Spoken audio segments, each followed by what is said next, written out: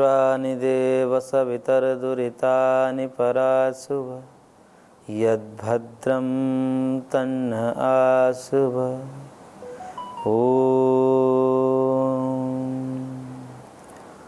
अग्नेन यसुपथाराये अस्मान् विश्वानि देव वयुनानि विद्वान् युयोध्यस्मज्जुहुराणमेनो भूयिष्ठान्ते नमोक्तिं विधेम। शांति शांति शांति। ओम श्री परमात्मा नमः। न्याय दर्शन के चौथे अध्याय के दूसरे आने के दूसरे प्रकरण अवयव अवयवी प्रकरण पर हम विचार कर रहे हैं, जिसके अंतर्गत सूत्र संख्या 12 में पूर्व पक्ष के द्वारा एक आक्षेप उठाया गया था। वह आक्षेप यह था कि जिस प्रकार से दृष्टिबाधित न कह करके तैमरिक का तात्पर्य है यहाँ पर जो जिसकी दृष्टि थोड़ी मंद हो गई है, रतौंधी जिसको बोलते हैं। तो जिस प्रकार से रतौंधी से ग्रस्त व्यक्ति है, उसको किसी व्यक्ति के केश जो हैं वह अलग अलग नहीं दिखाई देते, वह सब इकट्ठे एक ही दिखाई देते हैं कि कोई एक चीज़ उसके ऊपर रखी हुई है, अलग अलग केश नहीं दिखाई देता उसको।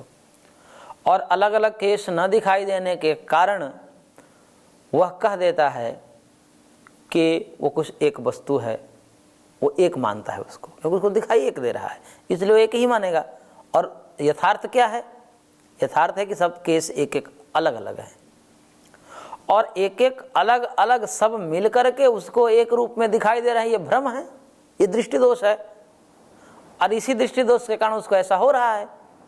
और वही दृष्टि दोष सिद्धांती को कह रहा है पूर्व पक्ष, वो आपको है।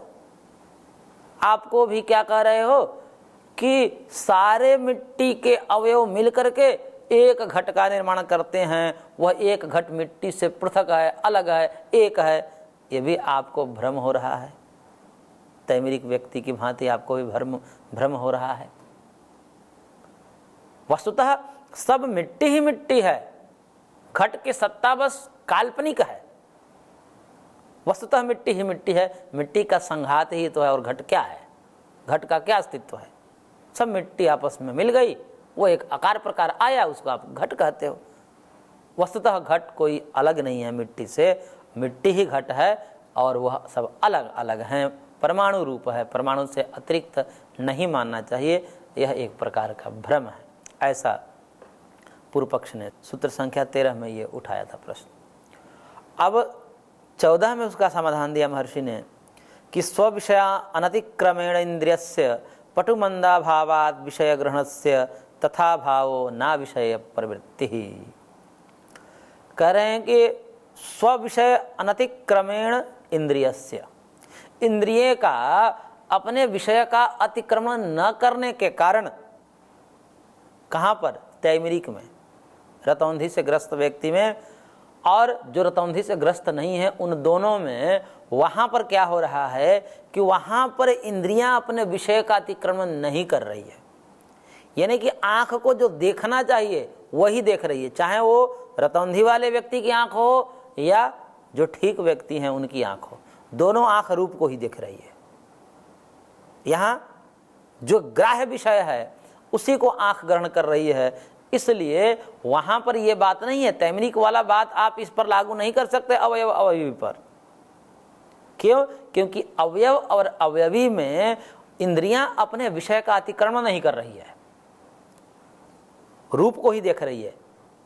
अंतर बस इतना है कि जो रतौंधी से ग्रस्त व्यक्ति है उसको स्पष्ट नहीं दिखाई दे रहा है, मंद दिखाई दे रहा है, और जो रतौंधी से ग्रस्त नहीं है, जिसकी इंद्रियां ठीक है, उसको स्पष्ट दिखाई दे रहा है। यानी कि उसको एक एक केश अलग अलग दिखाई देते हैं। अंतर इतना है, लेकिन दिखाई दोनों को ही देते हैं।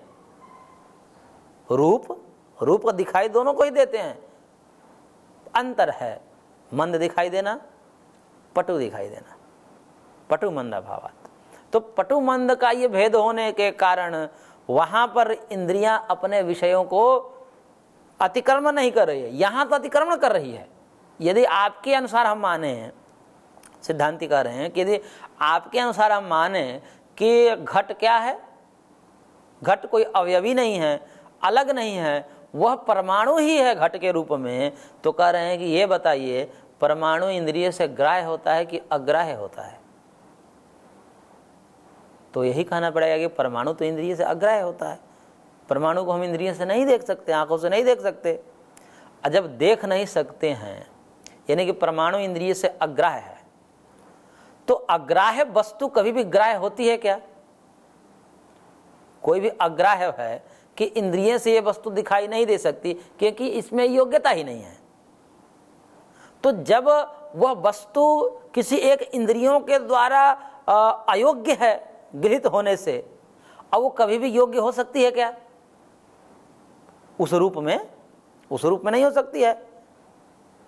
जैसे आंख से गंध देख को नहीं जाना जा सकता या आंख से शब्द को नहीं जाना जा सकता, यानी कि आंख के माध्यम से शब्द अग्राह्य है या आंख के माध्यम से गंध अग्राह्य है या आंख के माध्यम से रस अग्राह्य है या आंख के माध्यम से स्पर्श अग्राह्य है, उसको ग्रहण नहीं किया जा सकता।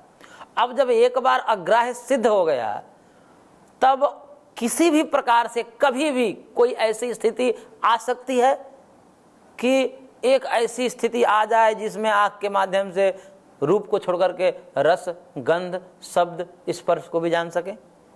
ऐसा कभी हो सकता है? कभी नहीं हो सकता। कभी ऐसी स्थिति आ ही नहीं सकती, बन ही नहीं पाएगी। यानी कि आंख के द्वारा रस, गंध, स्पर्श, शब्द ये सर्वथा अग्राह्य है। सर्वथा का मतलब तीनों कालों में, भूत, वर्तमान और भविष्य, तीनों कालों में अग्राह्य है। और जब तीनों कालों में अग्राह्य है, वह कभी भी ग्राह्य हो नहीं सकती। और परमाणु क्या है, उसी को विचार हम करें। ये नियम बना लिया जब हमने कि इंद्रियां से जो अग्राह्य है वो कभी ग्राह्य नहीं हो सकती। जिस इंद्रियां से जो पदार्थ एक बार निश्चय हो गया कि ये गृहीत नहीं हो सकता, यानी कि यह इससे अग्राह्य है, जब यह निश्चय हो गया तो अब वो कभी भी किसी भी कालों में ग्राह्य नहीं हो सकता। ये हम देख लिए आंखों के माध्यम से या और भी इंद्रियों के माध्यम से, उसके विषय को हटा करके हम देख सकते हैं। बाकी चारों विषयों को आंख को लेकर के देखें, ऐसे ही हम जिह्वा को लेकर देखेंगे तो जिह्वा के रस को छोड़ करके सारे अग्राह्य हो जाएंगे, वो किसी भी स्थिति में ग्राह्य नहीं होंगे। ऐसे ही कान को ले लो तो कान के शब्द विषय हैं, शब्द को हटा दीजिए, बाकी चारों विषयों को ले लीजिए, रूप आदि विषय, उनको गृहीत नहीं कर सकता कान, और कभी भी नहीं कर सकता। ऐसे ही जो परमाणु होते हैं वो सूक्ष्म होते हैं, और सूक्ष्म होने के कारण वो कभी भी आंखों से देखे नहीं जा सकते। आज तक से कोई भी व्यक्ति परमाणु को नहीं देख पाया आंखों से। इस जो हमारी आंख प्राप्त है अभी, इस आंखों से कोई परमाणु को नहीं देख सकता। जिसने भी देखा है वह अनुमानिक तौर पर देखा है, वह किसी क्रिया प्रतिक्रिया आदि के माध्यम से अनुमान लगाया है, आंखों से सीधा सीधा नहीं देख सकता। परमाणु का जो सिद्धांत प्रतिपादित किया गया है वह सिद्धांत इस आंखों के माध्यम से नहीं देखा गया है। महर्षि को परमाणु दिखते हैं लेकिन इस आंखों से नहीं दिखते, या तो समाधि के माध्यम से दिखते हैं या अनुमान आदि के माध्यम से तर्क करके अनुमान से हम लगा देते हैं कि भाई किसी वस्तु को छोटा करते जाओ करते जाओ करते जाओ तो एक ऐसी स्थिति आएगी कि वो देखना बंद हो जाएगी, इतनी सूक्ष्म हो जाएगी। ये तो अनुमान से होता है। तो अनुमान से ये समझा जा रहा है, तो इसके कारण क्या है? इसका कारण आंख नहीं है, इसका कारण मन है। मन से समझा जा रहा है, मन से हम अनुमान कर रहे हैं, आंखों से नहीं कर रहे हैं। और महर्षि जो देखते हैं, जैसे ये महर्षि स्वयं उन आंखों से नहीं देख करके समाधि के माध्यम से देखा है, क्योंकि समाधि के माध्यम से सब कुछ महर्षि देख लेते हैं। और समाधि में क्या होता है, आंख बंद करना पड़ता है, इस आंखों से थोड़े दिखाई देता है, क्योंकि इस आंखों की सीमा है, उस आंखों तक जो है, उस आंखों की सीमा में रह करके जो वस्तुएं हैं, सीमित वस्तुएं, उनका रूप आदि सीमित है कि इतनी बड़ी इतनी छोटी ही वस्तुओं को देखा जा सकता है, उससे अतिरिक्त नहीं देखा जा सकता। और उससे भी अतिरिक्त वस्तु को जब देखना होता है तो महर्षि उसको मन के माध्यम से, या तो अनुमान के द्वारा देखते हैं, या स्वयं योगज सामर्थ्य से, योगज धर्म से, समाधि के माध्यम से उसको मन के माध्यम से देखते हैं। उसमें आंख बंद करना होता है। तो इस आंखों से कभी भी परमाणु ग्राह्य नहीं है। और जब कभी भी ग्राह्य परमाणु नहीं है तो क्या कभी ग्राह्य हो सकता है? नहीं हो सकता है। जब एक बार वो अग्राह्य सिद्ध हो गया तो ग्राह्य नहीं हो सकता है। और आप कह रहे हो कि ये पूरा का पूरा जगत परमाणु का समुदाय है, परमाणु के अतिरिक्त घटपट आदि पदार्थ की कोई सत्ता ही नहीं है, ये सब भ्रम है, परमाणु ही परमाणु केवल है। तो आप बताइए, परमाणु को कभी देखा जा सकता है? परमाणु इंद्रियों से ग्राह्य है? जब ग्राह्य नहीं है तो ये सब चीजें ग्राह्य क्यों हो रही है? आपके मत में, परमाणुवाद में, आप केवल परमाणु का समुदाय मान है, परमाणु समुदायवाद में तो परमाणु की ही केवल सत्ता होने से, अवयवी की सत्ता ना होने के कारण केवल अवयव की ही सत्ता स्वीकार करोगे तो अवयव कभी दिखाई देते हैं? परमाणु कभी दिखाई देते हैं? परमाणु कभी भी दिखाई नहीं देते हैं। तो आपके सिद्धांत के अनुसार तो कोई वस्तु दिखाई ही नहीं देगी, ये जगत ही दिखाई नहीं देगा। क्यों? क्योंकि आप जगत में पदार्थ की अतिरिक्त सत्ता नहीं स्वीकार करते, घटपट आदि पदार्थों को उन परमाणु से अतिरिक्त नहीं मानते, परमाणु रूप ही मानोगे आप, तो आपके मत में तो कोई चीज दिखाई ही नहीं देगी। परंतु दिखाई देते आपको भी, इसका मना नहीं कर सकते आप भी। बौद्ध भी इस चीज को स्वीकार करेगा ना कि हमको ये वस्तु दिखाई दे रही है सामने।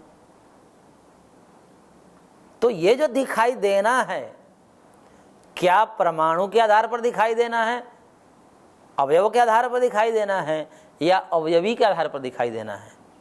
यह विचार का विषय है। और आप अवयव से अतिरिक्त अवयव नहीं मान रहे हो, यह समस्या है। हमारे मत में तो वस्तु दिखाई देगी। क्यों? क्योंकि हम परमाणु से अतिरिक्त परमाणुओं के संघात से, उसके सम्मिश्रण से एक पदार्थ का निर्माण होता है, वह उस परमाणु से भिन्न होता है, जिसको हम कार्य द्रव्य कहते हैं। घटपट आदि जो संज्ञाएं दी गई है वो उसी के आधार पर दी गई है, वो अवयवी के आधार पर दी गई है। हम उसको परमाणु से पृथक मानते हैं। उसके धर्म भी अलग अलग है, एक जहां पर अणु परिमाण वाला है, एक महत्व परिमाण वाला है, एक सूक्ष्म है, एक स्थूल है, एक अनभिव्यक्त है, एक अभिव्यक्त है। इस प्रकार से हम दोनों के धर्म में भेद भी मानते हैं। इस कारण से हमारे मत में, अवयवीवाद में, तो सारी वस्तुओं का जो देखने का एक जो विधा है वो तो सार्थक हो सकता है, वो समन्वय बन सकता है। लेकिन जब आप अवयवी की सत्ता को स्वीकार नहीं करोगे तो आपके मत में तो किसी भी वस्तु को दिखाई ही नहीं देगी, कोई वस्तु दिखाई नहीं देगी, वो लोप हो जाएगा, दृष्टि लोप हो जाएगा। क्योंकि आप परमाणु के अतिरिक्त तो कोई एक तत्व मानते ही नहीं हो, और परमाणु अग्राह्य है दृष्टि से, आंखों से। तो इसलिए वस्तु दिखना बंद हो जाएगी, आप अंधे हो जाओगे। फिर तो बहुत अंधा भी हो जाएगा ना जब ऐसा कहेगा। तो परमाणु से अतिरिक्त अवयवी को नहीं मानेगा, घटपट आदि पदार्थ को नहीं मानेगा, अलग पृथक अवयवी से, अवयव से पृथक नहीं मानेगा, तब तो वो अंधा हो जाएगा, कुछ दिखाई नहीं देगा उसको। परंतु दिखाई देता है उसको। तो ये देखने का आधार क्या है, ये किस आधार पर दिख रहा है? तो यही कहना पड़ेगा कि भैया इस अवयवों से एक अतिरिक्त आप अवयव को मान लो, और दोनों का धर्म अलग अलग है। अवयव सूक्ष्म होता है, अवयवी स्थूल होता है, अवयव अनेक होता है, अवयवी एक होता है। ये जब सारी बातें आप अवयवी को मान लेने के बाद सारी समस्याओं का हल है। नहीं तो इन जितनी भी समस्याएं हैं, चाहे वो देखने वाली समस्या हो, चाहे वो एकत्व संख्या की समस्या हो, यदि आप परमाणु से अतिरिक्त अवयवी नहीं मानते हो तो आप भी एक घट, एक पट, एक व्यक्ति, एक गाय, एक भैंस, एकत्व का व्यवहार करते हो ना। तो ये एक संख्या का प्रयोग आप किस आधार पर कर रहे हो? आपके मत में तो एक घड़ा है ही नहीं, वो तो परमाणुओं का समुदाय है और परमाणु अनेक हैं। और जब परमाणु अनेक है तो उसमें आप एक कैसे कह सकते हो, और एक कह रहे हो तो मिथ्या कह रहे हो फिर। परंतु जब जैसे ही हम अवयवीवाद को स्वीकार करते हैं, सारी समस्याएं का समाधान हो जाता है कि भाई अवयव तो अनेक हैं, परंतु सारे अवयव मिलकर के एक घट का निर्माण किया, इसलिए वो एक घट जो अभिकार्य द्रव्य के रूप में आया वो इनसे अतिरिक्त है। और एक ही अधिकरण में दोनों रहते हैं, वो सब में अभेद हैं, भेद नहीं हम मानते हैं। अभेद मानते हुए भी वो पृथक पृथक है। जैसे दूध और पानी में अभेद हो जाता है, लेकिन अभेद होते हुए भी पानी वाला दूध कहा जाता है कि नहीं कहा जाता है? हाँ, उसको आप देख नहीं सकते, अलग अलग देख नहीं सकते, तो क्या तत्व क्या है उसमें, यथार्थ क्या है, पानी वाला दूध है या नहीं है? कहा जाता है कि भाई पानी वाला दूध है। तो क्यों कह रहे हो? दिखाई तो नहीं दे रहा है आपको अलग अलग? भले ही हमें अलग अलग दिखाई नहीं देता, लेकिन जब हम उसका परीक्षण करते हैं तो ये पाते हैं कि वो दोनों अलग अलग हैं। ऐसे ही मान लीजिए आपको भ्रम हो रहा है, आपको अलग अलग घट में घट अलग नहीं दिखाई दे रहा है, मिट्टी अलग नहीं दिखाई दे रही है, दोनों का अभेद है, एक ही है। आपको समझने में भले ही समस्या हो रही हो, परंतु आप इस सत्य को छुपा नहीं सकते, इस तथ्य को छुपा नहीं सकते कि दोनों अलग अलग नहीं हैं। दोनों अभेद रहते हुए भी भेद है, दोनों एक ही अधिकरण में रहते हैं, दोनों में एकात्म है, घट में और मिट्टी में, कार्य और कारण में एकात्म है दोनों, फिर भी दोनों अलग अलग हैं। और उनका धर्म भी अलग अलग, जब अलग अलग हैं तो उसका धर्म भी अलग अलग हुआ, क्योंकि धर्म के आधार पर ही उसका पृथकत्व सिद्ध होता है। तो इस प्रकार से ये सारी बातें जो है अवयवी के मानने पर इनका समन्वय बन जाता है, नहीं तो आपके हिसाब से तो समन्वय ही नहीं बन सकता। और जो आप तैमरिक की बात कर रहे हैं, जो आप तैमरिक रतौंधी वाले व्यक्ति की बात कर रहे हैं, वह कभी अपने विषय का त्याग नहीं करती उसकी इंद्रियां। और यहाँ पर तो इंद्रियां अपने विषय का ही त्याग करवा रहे हो आप, क्योंकि आप परमाणु को दिखलवाने का प्रयत्न कर रहे हो, और वो कभी भी दिख नहीं सकती, कभी भी अग्राह्य नहीं हो सकता। तो इसलिए महर्षि ने कहा कि स्विषया अनतिक्रमेण इंद्रियस्य पटुमंदा भावात् विषय ग्रहणस्य तथा भावना विषय प्रवृत्ति। कह रहे हैं कि यहाँ पर बस अंतर इतना है, रतौंधी वाले में और बिना रतौंधी वाले में दिखाई दोनों को दे रहा है, रूप ही दिखाई दे रहा है, उनकी इंद्रियां अपने विषयों को अतिक्रमण नहीं करती है, दोनों अपने अपने स्वरूप में अपने अपने विषय में प्रवृत्त हो रही है। अंतर इतना ही है, एक की पटु है, एक की मंद है। तो जिसकी पटु है, पटु का मतलब इंद्रियां सक्षम है देखने में, तो उसको स्पष्ट दिखाई दे, जिसकी इंद्रियां मंद है उसको अस्पष्ट धुंधला दिखाई देगा। इस कारण से पटु मंद भावात विषय ग्रहण से, विषय का ग्रहण करने में बस पटु मंद का ये भेद होने के कारण तथा भाव, और वैसा यहाँ पर नहीं है, उसका भाव है किसमें? परमाणु में। परमाणु में कभी भी ग्राह्य नहीं है परमाणु इंद्रियों से, इसलिए उसका अभाव होने से ना विषय प्रवृत्ति है, अविषय में कभी भी इंद्रियां प्रवृत्त नहीं हो सकती। परमाणु आंख का अविषय है, अविषय का मतलब अग्राह्य है, विषय नहीं है, उसको देख ही नहीं सकता। और आपके मत में तो कोई वस्तु दिखाई ही नहीं देगी, इसलिए आपका मत ठीक नहीं है। अवयवीवाद को आप स्वीकार कर लो, और नहीं स्वीकार करोगे तो फिर प्रश्न उठेगा। क्या प्रश्न उठेगा? उसके लिए प्रश्न उठा रहे हैं महर्षि सूत्रकार सूत्र संख्या 15 में। कह रहे हैं कि अवयव अवयवी प्रसंगस्यैवं आप प्रलयात्। कह रहे हैं कि अवयव और अवयवी का ये जो प्रसंग है, प्रलय पर्यंत ये प्रसंग उठेगा आपके अनुसार। क्या आप क्या कह रहे हो कि अवयव में अवयवी नहीं रहता, ये आप स्वीकार करोगे और उसी बात को खंडन कर रहे हो। हम तो कह रहे हैं कि अवयव में अवयवी रहता है, हमारा तो यही मत है। लेकिन आपके मत में जब ये कहेंगे कि अवयव में अवयवी नहीं रहता, मिट्टी में घट नहीं रहता, तो ये प्रसंग कहां तक जाएगा? आप प्रलयात, प्रलय पर्यंत जाएगा। कैसे जाएगा? जैसे हम कहेंगे कि ये जो घट दिख रहा है, ये घट जो दिख रहा है यह अवयवी है, यह मिट्टी में है, तब कहेंगे नहीं नहीं मिट्टी में नहीं होता अवयव में अवयवी नहीं होता। अच्छा, तो किस में होता है? फिर किस में होता है? तो कह रहे कि नहीं नहीं अवयवी तो होता ही नहीं, तो इसमें बात ही नहीं है। तो कह रहे कि ऐसा ऐसा करते जाएं, हम पीछे चले जाएं कि यानी कि घट अपने कपाल में नहीं है, कपाल मृतपिंड में नहीं है, मृतपिंड मिट्टी के कण में नहीं है, मिट्टी का कण परमाणु में नहीं है, परमाणु वो भी किसी में नहीं है। तो फिर किसी में नहीं है तो अंत में क्या होगा? कुछ नहीं है। फिर अंत में यही होगा ना, जब ऐसा ही हम खंडन करते जाएंगे आपके ही मतानुसार कि अवयवी अवयव में नहीं होता, ऐसे पीछे चलते जाएंगे तो कारण कार्य भाव का पर्यवसान कहाँ होगा? शून्य में होगा। फिर कुछ नहीं है, ये कहना पड़ेगा। शून्य है सब कुछ, और सब कुछ शून्य है। तो शून्य से यानी कि अभाव, शून्य का मतलब अभाव, तो अभाव से भाव की उत्पत्ति कैसे हो गई? अंत में शून्य ले जाएंगे, मूल में जाएंगे तो शून्य, और फिर शून्य से ऊपर उठाएंगे तो फिर जगत बनाना पड़ेगा। और शून्य से जगत कैसे बनेगा? बन ही नहीं सकता शून्य से जगत। क्यों नहीं बन सकता? क्योंकि जैसे बालू से तेल नहीं निकल सकता, बालू में तेल का अभाव है, शून्यता है। तेल क्या है? वहां पर तेल शून्य है, इसलिए वहां पर तेल निकाला नहीं जा सकता बालू से। अभाव से भाव की उत्पत्ति ही नहीं हो सकती। तो आपके मत में तो शून्यवाद का प्रसंग आ जाएगा, और शून्यवाद कभी भी सार्थक नहीं हो सकता।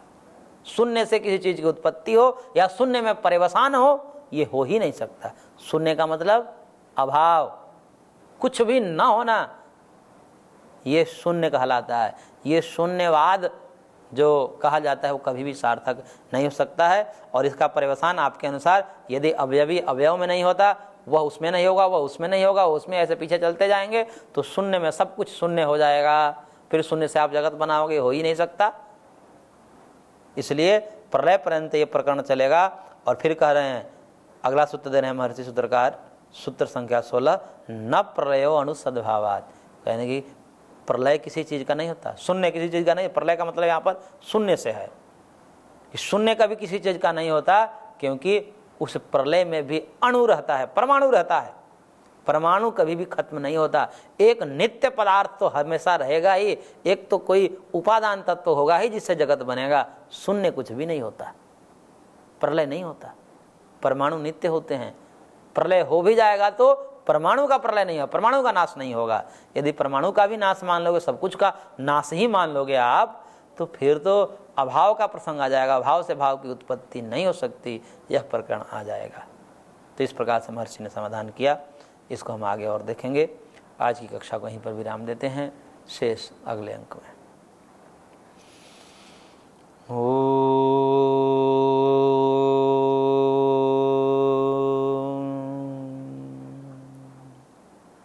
शांति शांति शांति।